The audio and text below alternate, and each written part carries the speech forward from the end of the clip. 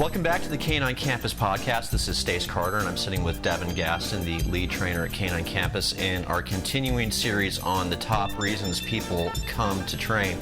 Today we're going to talk about loose leash walking, loose lead walking. It's called a number of different things, but as Deven mentioned in the last podcast, that this is one of the main reasons people show up to get help. So start us off, Deven.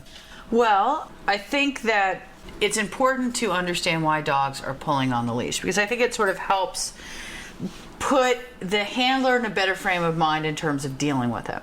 So I think the first thing that everyone needs to realize is this is not a natural behavior for a dog. There's nothing in a feral dog pack that says at some point I'm going to attach a rope to you, right, and you need to stay within a certain distance of me. So it is not a natural behavior. It is completely understandable that dogs have no idea what the leash is all about. Right. And as a result, we endow way too much power to a leash. We assume that the leash is sort of self-explanatory to a dog, or in some way is instructional to a dog. A leash is nothing more than a safety measure. In and of itself, it does not impart any information to the dog as to what your expectations are on the end of it. So that's the first thing. Also, we have an opposition reflex. So we reflexively pull or push against an opposing force. So when a dog is pulling on a leash, we're going to tend to pull backwards on it? That's one. I mean, I notice this the most when I'm getting back rubs. When someone is rubbing my back, I push into the pressure. Right, It feels good. Yeah. And so we have an opposition reflex, and in class, I hand everyone the end of a leash, and I pull against it. And at least 90% of the class pulls back. So we have an opposition reflex, and to make things a little bit more complicated, so do dogs. Ooh. So it is intrinsically rewarding for both species to pull against force, which is why allowing a dog to pull at the end of the leash is not going to teach the dog not to pull, quite the opposite. It's actually very rewarding for the dog, and as frustrated as you might get, it's oddly rewarding for you too. So this dance we get into, pulling leash, pulling dog, pulling human, it's a dance that, on the most basic level works for all of us, despite how frustrated we might be getting. Something else to take into consideration is the breed of dog that you have. I have a husky. Oh, I have a husky. Yes, we have a husky, so we know all about loose leash walking and how challenging that could be. We're going to talk about what made Miso, our husky, even more challenging to work with was that she would not take treats. Right. So when you have a dog that won't take an easy to organize and plan reward system, you have to be a little bit more creative in your rewards when you're walking, and I'm going to talk about that. But I think what's important to note, and huskies are a perfect example, labs, golden retrievers, sniffing dogs, beagles, bloodhounds, any hounds actually, they're meant to withstand a lot of discomfort for the sake of following their nose. Right? They're supposed to go through brambles and brush and live in the cold and sort of, be oblivious to physical discomfort for the sake of what they're doing with their nose. So that's another reason why tugging a beagle on a leash is really not going to have much impact on the beagle. Right. Because the beagle is really designed to overlook those kinds of things and forge ahead. So that's not to say that you can't teach a beagle to walk beautifully on a leash. You absolutely can. But we brought this up in the last podcast regarding jumping up. This is a lot easier to establish the groundwork for nice leash skills when they're puppies, for starters. That doesn't mean that if you have an adult dog that you can't turn the corner on this. You absolutely can. But reward history matters. If you have a dog that has been pulling you for years, you're not going to turn the corner overnight. It's going to take months. I think it's well worth it. Because one of the things people really overlook with loose leash walking, it's actually much more exhausting for a dog to walk politely next to you than to run all over the place on the end of a leash. And why is that? Self-control. Whenever we think about exhausting a dog, we always think about physical exhaustion, but mental exhaustion is just as important to a dog's well-being and enrichment of life as it is for human beings. And so having to show some self-control and some leash skills is very exhausting for a dog. So you can actually get a lot more bang for your buck out of a walk if you are imposing some leash rules on that walk. So that's something to Interesting. think about too. So that's just kind of the general foundation of loose leash walking, why dogs pull, and why allowing them to pull does not solve the problem. So in the last podcast, we talked about Pat Miller's kind of 3 steps to changing a behavior, and I want to bring this up again because how we address this is going to fall under that structure. And that began with visualizing. Visualizing the behavior you want. So when you're visualizing loose leash walking, there's a couple of decisions you need to make right up front. Left or right side. It's not that your dog can't walk on both sides, but it really helps a dog because they don't generalize well, and this is something we brought up in earlier podcasts. It really helps if everyone in the family picks a side and sticks with it. Now, a left side or a right side. Exactly. Traditional AKC obedience, left side heeling is required. If you're not doing traditional AKC obedience, go with whatever side works for you. But pick a side. So you pick a side, and then you really need to decide, what do you mean by loose leash walking? Do you mean that there's a big U in the leash, that the leash is, in fact, slack?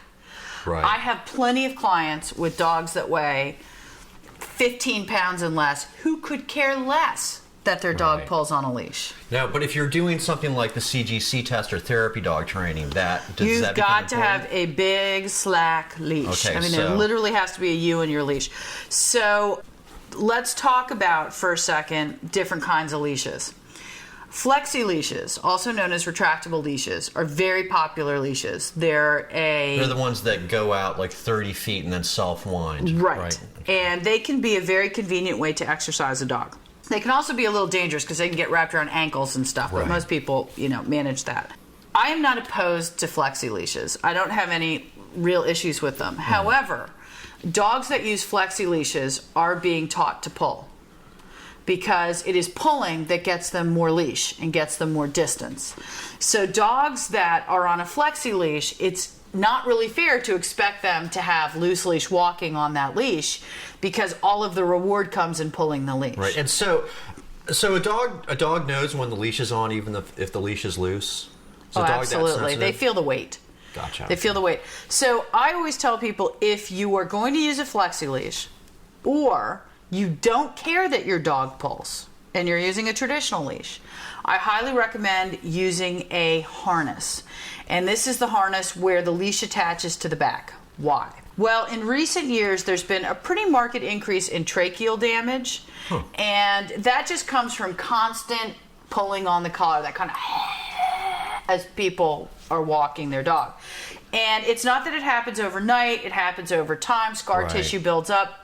It's not necessarily fatal, but if it gets bad enough, a vet actually has to go in there and clean it out. And that's anesthesia, and that's the expense, and that's trauma and all that stuff. So what's nice about traditional harnesses is they transfer the pressure to the chest and the shoulders, and dogs can handle the pressure there a lot better. So if you're going to use a flexi leash, or you don't care that your dog pulls because your dog's a certain size and it doesn't bother you, then I highly recommend using a harness. Another advantage of this is that should you decide to also teach your dog to walk politely on a leash, so let's say, when you're in the park, your dog's on the flexi leash and can pull, but when you're walking to the park or to the vet's office, you want a dog that actually walks loosely on a leash. Changing equipment can really help a dog understand that different rules are in effect. I see. Okay. So when the traditional harness is on, it's okay to pull. When just my collar's on, or another kind of no pull harness, which we'll talk about, well, then different rules are in effect. And that's a lot easier for a dog to understand. Right. So equipment, in this case, easier matters. to be consistent when you've kind of set up the parameters for the dog, and you're consistent with those through the training process and then through the practice process. Absolutely. Now, one of the things that's really important to actually visualize the behavior you want. Loose leash walking has nothing to do with the leash. The leash is just a safety valve, or a safety component, I should say. What loose leash walking is your dog walking in a particular position next to you. So one of the ways to teach yourself what this position is, not only teach yourself but teach the dog, is for a couple of weeks, walk around the house feeding your dog a meal, no leash, in loose leash position. So let's say you want to walk your dog on the left side. That's your goal. You start taking, the first 5 steps you take, and just use their kibble for this if they like it. You can doctor it up with some other stuff if you want to make it a little bit more high value. But, if your dog loves food, just use kibble in the house. First 5 steps, every step you take with the dog in loose leash position, you're going to give the dog a piece of kibble. So, and again, when you say loose leash position, you mean kind of right at my side, always on the left side or the right side. Is this akin to heeling? Yes. Okay. Although it's not, you don't have to be as rigorous in your requirements, but in general, your leg or hip is somewhere between the dog's nose and front shoulder. Okay. So you start, you want to show the dog what you want. So for the first 5 steps, you might put food right in front of their face, give them a treat every step you take to try to teach them where's a good place to be. Right. After that, you're going to probably reward every couple of steps. Now, if your dog wanders off, ignore them. If your dog comes up to the wrong side of you, ignore them. Don't help them. Let them kind of figure it out. Now, don't get me wrong. If this is a 3-month-old puppy, I might help them a little bit more. Not much, but a little bit more. And when you say help them, luring them? Or... A little food in my hand. Okay. Actually, it's right over here. Yeah. But for the most part, I really let dogs try to figure this out. And so over the course of a couple of weeks, you start just walking around in one room, but when they catch on, go to room, upstairs, downstairs, all around, rewarding every 3 or 4 steps eventually when they are in loose leash position. Right. Then when they're comfortable in the house, you can take this outside. Okay. Same thing happens outside. Make sure you're in a fenced-in area where it's safe for your dog to be off leash, and you're just going to walk around with their food, and when they're in loose leash position, they get sort of rapid fire reinforcement every step, every other step, every 10 steps. You're going to build up to that. So in the end, it might take a week, it might take a month. You're going to have a dog that kind of keeps coming up into loose leash position naturally because it's the rewarding place to be. As you're walking around the house, you're going to find them next to you in loose leash position. And you want to give them feedback for that. Good dog. That's a good place to be, even though we're not loose leash walking. Right. So once your dog is reliably walking in loose leash position in the house and in a familiar area in the backyard, you can attach a leash. My advice is to attach the other leash to a belt loop, not to your hand. Because your instinct is going to be to use your hand to direct traffic, as it were, with the dog. And this is no different than doing it without a leash. It's a position that your dog is in. The leash is just there as a safety measure. But if you can't teach your dog loose leash position in your house without a leash, you don't have a shot of loose leash out in the real world, where distractions are present. The generalization problem. It's generalization, it's also the distraction problem. You've got to establish the behavior in a low distraction environment, making it easy for them to succeed and catch on before you start adding the challenges that are distraction. Okay.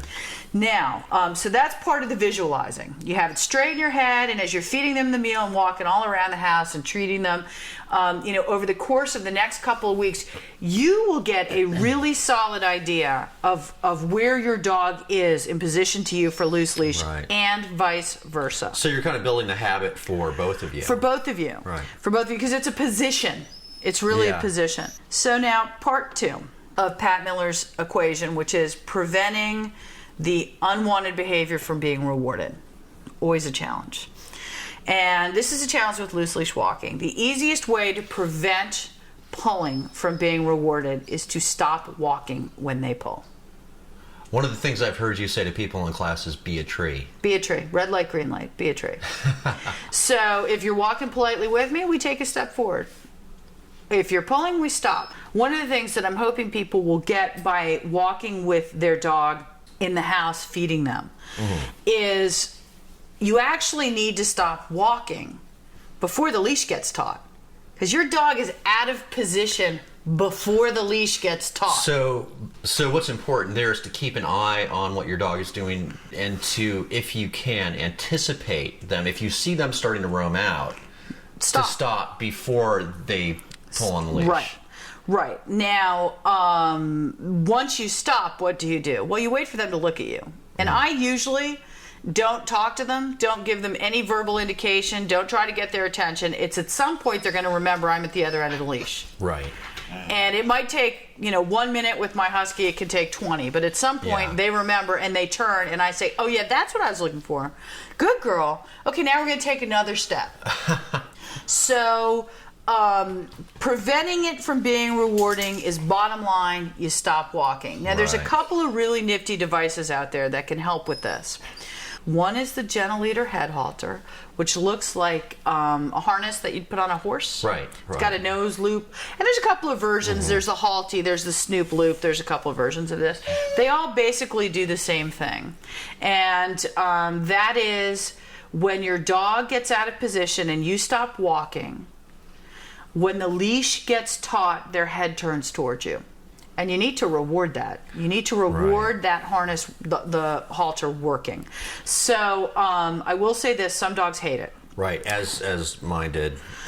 She was mildly annoyed by it. She didn't hate it. I mean, there's some dogs that really go off the deep end, and I won't use it with dogs that hate it. There's also some misconceptions about it. People see it and they think that it's something that it's a muzzle, exactly. They think it's a muzzle. muzzle. It really isn't. It's very loose when it's applied correctly. It's only when the nose loop is pulled taut that it turns their head. It doesn't basically cover their mouth. If people think it's a muzzle, they'll be sadly mistaken because a dog can eat, drink, and actually the length of the nose loop is somewhat irrelevant to the working of it. In fact, when I fit them on dogs, I have the nose loop really loose. What's really important is how tightly it's around the dog's neck, and it's very high up on the dog's neck. It needs to hit the base of their skull. So fitting that component is really important. There's also a pressure point at the base of the skull that it's supposed to hit and have a calming effect. That has not been proven scientifically. It does really seem to have that with some dogs I've worked with. It hasn't with others. Also, desensitize your dog to this. You don't just slap this on your dog and start working it. You know, for the first couple of weeks, you put it on when they're going to eat. You kind of let them have it, hang out with it. You take it off when they're done. You put it on if you're going to play fetch with them. You take it off when you're done. So you start associating it with the really good things in life, and then you start leaving it on for longer and longer periods. So they just get used to the feel of it. And anyone that's had a puppy knows the first time you put a traditional collar on a puppy, they go usually bananas because it feels really weird. So the gentle leader does very much the same thing, and it can take some time to get a dog comfortable with it. If a dog absolutely hates it, I won't use it. I won't use anything that a dog finds aversive. But I will put up with a certain amount of rolling around in the grass, try and get off my nose. Because, you know, we have a 65-pound husky, and it became very clear early on, if you want to be walked, I can't have you pull me. And this device really helps me teach you not to do that. So that's one thing I love. There's also the Easy Walk harness. And another version of that is the sensation harness. And with the Easy Walk harness, the leash is attached to the chest. And if the dog pulls, it turns their body towards you. So the gentle leader turns the head, the Easy Walk harness or sensation harness turns the body. Now, I will say that the Easy Walk harness, there are some dogs that are oblivious to it. Sporting breeds, I've had less success with because, once again, they're kind of used to they're not as in touch with their body. They're used to having to be hardier about their body, so they're not as sensitive to it. Now, whether you use any of these devices or not, there are a number of trainers, there are a number of people in this industry that will say to you, this will teach your dog to loose leash walk. Put on a gentle leader, put on an Easy Walk harness, your dog will learn. That is absolutely not true. These devices in and of themselves do not teach a dog to walk politely on a leash. You still have to teach loose leash walking.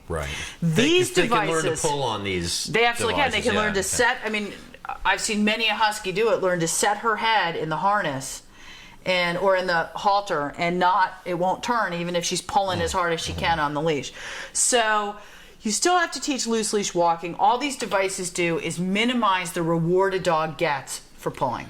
Gotcha. So really, it kind of goes back to the working without any equipment, working without a leash even. As the place to start, and then these are devices, the harness, the halty, etc., that can help in the training process. And another thing that I want to say is you need to keep your leash relatively short. For starters, with the halter, if a dog goes out 20 feet on a leash and hits the end of the gentle leader head halter full out, they can really hurt their neck. So that's number one. It's a safety issue. Number two, you don't want them to get feedback 2 feet out of position. You want them to get the feedback 6 inches out of the position. So, and when dogs are pulling, what people tend to do is raise their arm right in front of them, which gives the dog another 3 feet for pulling. So you might want to have your leash hand in your pocket so you can't move it. because it's essential that you don't move it. And so when the dog gets out of position, you stop walking. You be a tree. Your hands stay down at your side. When they get to the end of the leash, if you're using a halter or an easy walk harness, either their head or their body will turn towards you, which you reward with a treat, verbal praise. You need to reward that.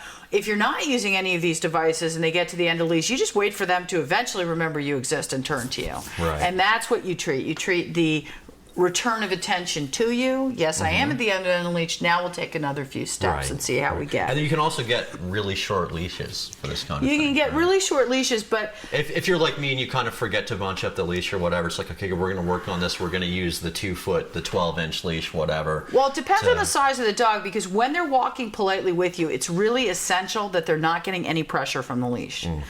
That the leash is, in fact, what I call neutral position. It's not giving them any feedback. Ah, I see, okay. So there's a loop in it, it's sagging, it's just dead weight. So they're given the opportunity to make the right decision. Yeah, if the leash is constantly taught, whether they're with you or not, your feedback is totally inconsistent with their behavior. You know, it's like, well, no matter what you do, the leash is going to be taught. Well, then what are they going to learn? Right. So they need to learn, no, when you're with me, there's no pressure on the leash. You're absolutely free to do your thing. Okay. When you're out of position, all of a sudden that's taught. So one of the ways to prevent the reward of pulling or to get more loose leash walking, we'll talk about in a second, because the third component is consistently rewarding the behavior that you want. And in this case, it's loose leash walking.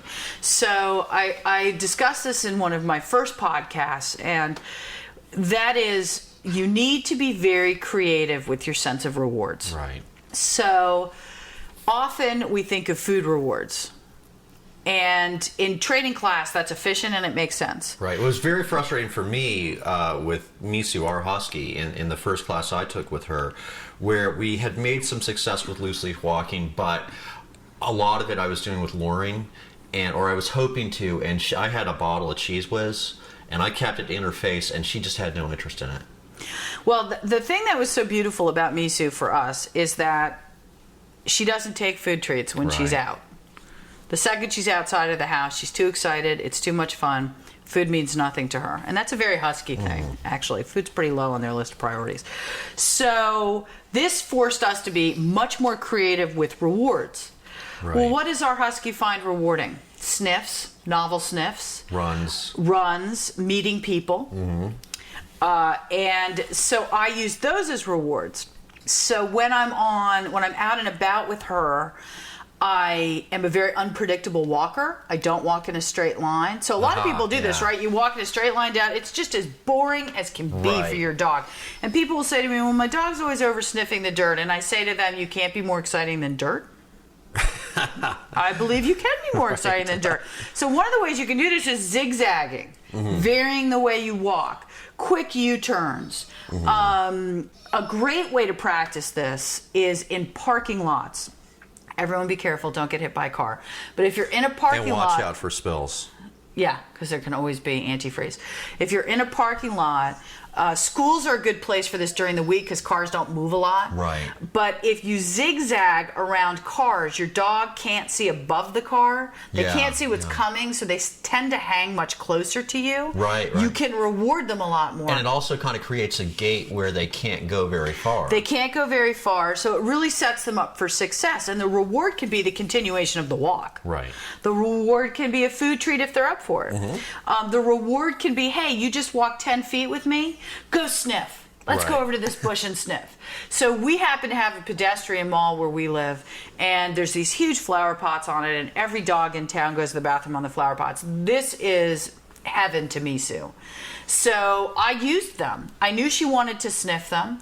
I required her to walk 2 feet with me, sit, then go sniff. I ran her over to him. Then I started to add distance. Well, no, you got to walk 5 feet if you want to sniff them. No, 10 feet if you want to sniff them. And if she just sat and pulled at the end of the leash and would not pay attention to me at all, I would actually walk backwards. I would take her further away from what she wanted. You're not going to play ball with me? We're not going to sniff. And not only we're not going to sniff, we're actually going to get further away from those sniffs. Right. So I think that especially... Negative punishment? Yeah, you take them away from what they want. And I think that, Beagles sniffing, if you can work in an area where there's less to sniff and reward them with a sniff, right, that is really potent. Yeah. And also, if you've got on the gentle leader head harness and you've got a relatively short leash, you can actually have a leash at a length where a beagle can't put its nose down to the ground. So that's preventing it from getting rewarded. But then, 10 feet, I'm going to take you over to that bush, I'm going to let you sniff it. So loose leash walking, I probably use the least food treats of any training I've ever done with loose leash walking, because the husky wouldn't take them, and Silly, our other dog, is a beagle Rottie hound mix of some sort, and so he's a big smeller. Yeah. And it was the same thing with him. And I actually put go smell on cue. I identify it as the reward. If you are using a clicker or an event marker like Yes, one of the things I like about that is it adds precision to your training. We talked about this in the first session, but it also identifies the reward. Right. If I click, and my dog knows what a click means because I've charged the clicker. If I click or Yes and run the dog over to smell the potter, the plant potter, that I've identified that as a reward. I've not only identified the behavior as rewardable, I've identified that as a reward, as a resource that I have control over. Interesting, taking a high distraction environment and turning those distractions into rewards. Oh, yeah. I mean, it's the way to work. Yeah, it's just I guess you kind of have to retune the way you look at the world. You have to retune the way you look at the world, but once you do, it makes your walk so much easier. Right. And I circle around and slalom around vendors and park benches and anything I can find, I'll use to make a walk more interesting.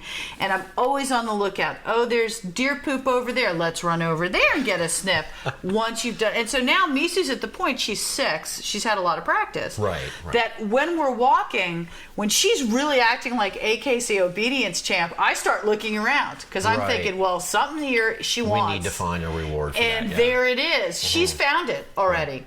She found the reward before I did. Yeah. She's just letting me know by being super champ walking so politely that that's what it is. Right. And once again, this is a process. It doesn't happen overnight, but it takes consistency. And I want to point out again that every time you continue to walk with your dog pulling, they've won the lottery, and they will keep it in their repertoire, even if they win the lottery once a month. As with all training. As with all training, consistency is the key. So visualize the behavior you want. Establish that in the house off leash, feeding meals that way, then take it outside in a safe fenced in area, establishing it the same way. Prevent the unwanted behavior from being rewarded. Cease to walk when they pull. Utilize equipment to help you with this if you'd like, the Gentle Leader head harness, the Easy Walk harness, and then reward the behavior that you like and be very creative with your concept of rewards. Right, and I think with walking on a loose leash, it can be a lot of fun being creative with the rewards because you're going to be out in public doing this, and there's going to be all kinds of things that your dog is into, and you can really use those to your training advantage. Yeah, it's funny. I have been approached by more people working with the Husky loose leash walking, saying to me things like, I love how you work with her. You guys really have fun together. Right. And, Misu really required me to step up my game, and I will be forever grateful to her for that because, if she were a lab, I could have done this with some dried liver and everything would have been pretty straightforward. But she forced me to dig a little bit deeper, and as a result, I'm a more creative trainer, and I really appreciate that. Excellent. That's great. Well, you've mentioned a lot of tools that we can use here, Deven, and this is the kind of thing that also, as with everything, start in puppy class if you can with this. And, as we've discussed in many of these shows, if you can't get into a puppy class, but because puppy socialization classes really need to be run well. Right. And a lot of puppy socialization classes, they're called puppy socialization classes, they're actually puppy obedience. And I think it's a huge waste of time, or I should say, wasted opportunity to utilize the puppy socialization period, which ends at about 4.5 months, for strict obedience. But this is where forward thinking pays off. So even if you can't get into a class in your area, it doesn't matter. And even if you get into a great class in your area, you could be working on this right from the get-go. From the second I attach a leash, these rules are in effect. But once again, before you ever attach the leash, let them know what you want them to do. Right, exactly. And reward we them can for it. start working on this stuff early. We'll have links to the General Leader, the harnesses. There's a company in Richmond, Virginia that Premier Pet Products, who I love, and a lot of those products are carried through Canine Campus. So we'll have links to them on the website. If anyone has any trouble finding them, just drop me a line. And you can't get them directly from Premier, but there's dealers all over the country, and I also sell them. So I'd be happy to help anyone find them. At some point, we may have links to how you can buy that on the website. Yeah. So it's kind of overwhelming just doing these podcasts, but we'll get there. As always, this is great. And if anybody has questions, email caninecampus.com. Visit the website. Leave a voicemail if you have a microphone with your computer. That's kind of a fun way to get in on the show. And if anyone has any great ideas, stuff they've tried loose leash walking or any of the problem solving that we had that they would like to share. Right, by all means, we all learn. Every dog is different, and everyone has different creative ways to approach problems. Exactly. And if we're using positive reinforcement and negative punishment, I feel like I'm happy to share that with the world. So if you've got a great solution, please let me in on it. I'd love to know it. Right. And so now we've covered jumping up, we've covered loose leash walking in this series of our top 3 problems. What's the third one going to be? I don't know. Okay, we're going to have to go through the class registrations to figure that one out. Come when called. Come when called. Recall. A really reliable recall. We addressed this a little bit. So we'll be working on that one podcast soon. Deven and Canine Campus and a lot of great dog trainers will be at the APDT conference in Kansas City in September. What are the dates for that? I don't know exactly. Because it's not in front of me and I wasn't prepared for this. Right. But it's like the 13th through the 17th. It looks like the second or third week in September, the APDT conference in Kansas City. The general public is more than welcome to come, but you need to register in advance. And there's amazing dog trainers there. Dr. Ian Dunbar, who we have not actually brought up, is the founder of the APDT. He's a veterinarian. He's one of the first people to bring positive training to this country. He owns Serious Dog Training out in California, and he also runs the San Francisco SPCA education program, which has set the example for. They're considered sort of the Harvard of dog training schools. So he's an interesting man, but an amazing man too. And he's a featured speaker this year. Excellent. So if you're really interested in training, and we're really interested in positive reinforcement training, and meeting some crazy dog people, meeting some crazy dog people. Visit the APDT website at apdt.org. Consider coming to the conference in September in Kansas City. And stay tuned for our next podcast. Thanks a lot, Deven. Thanks. Bye.